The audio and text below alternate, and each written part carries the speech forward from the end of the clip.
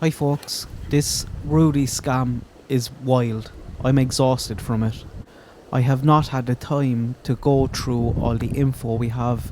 I'm mainly just storing it and organising it because so much was coming so fast about Janie. Talk about being exposed, like, Jesus. I was planning on going through yesterday some of the court documents, but that all went out the window when all the chaos broke out.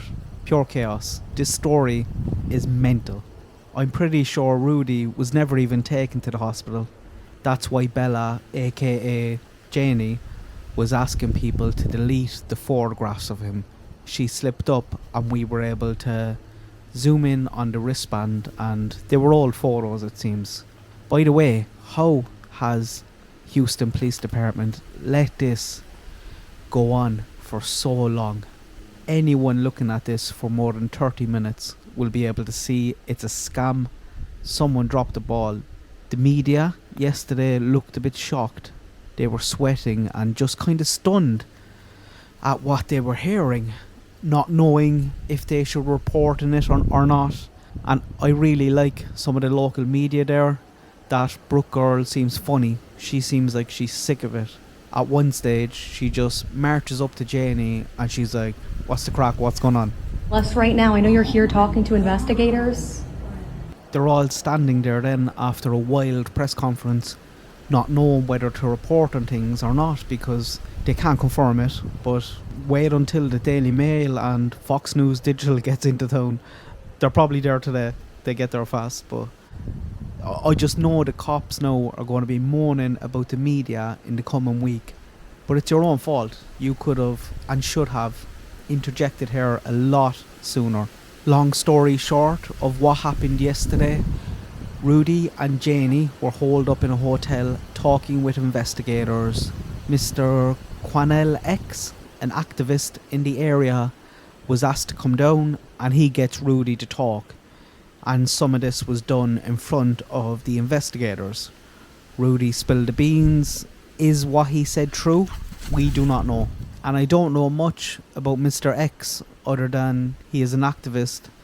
But I hope this isn't just a PR stunt, because it all kind of had that feel when he was parading him in front of cameras. He said Rudy wanted to see his car and he was trying to build trust, but it's pretty hard to show him your car when you have 20 cameras in your face.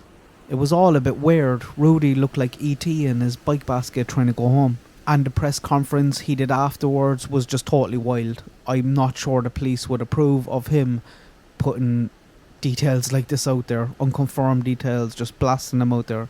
And then, an hour or two later, the police have no more questions.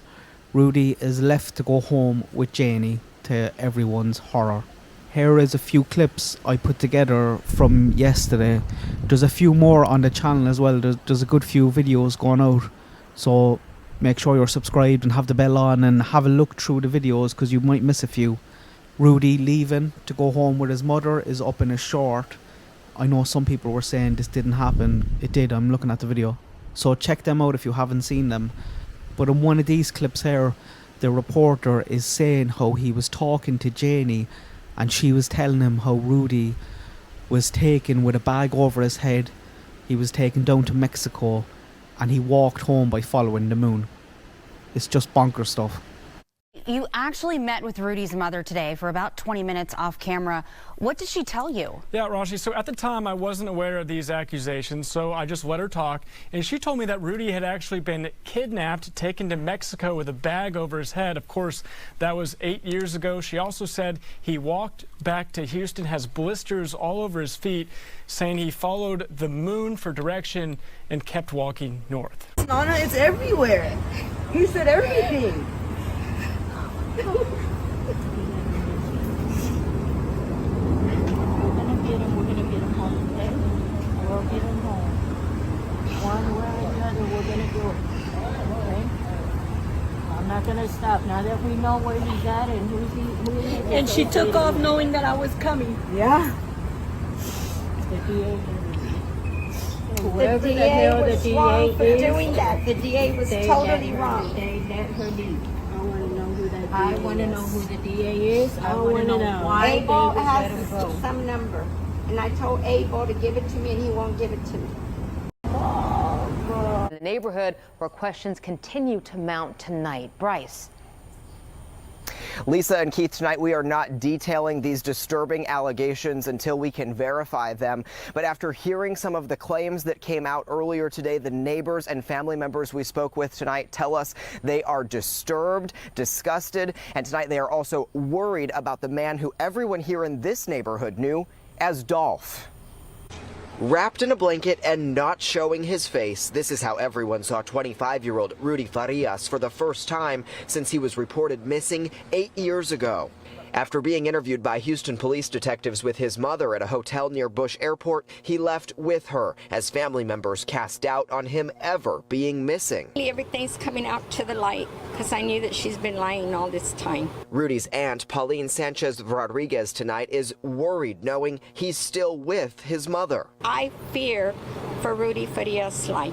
This is video neighbors took Tuesday night as Rudy's mother loaded up their car, less than 24 hours before police questioned her. And now they want to arrest me because they said I was hiding him.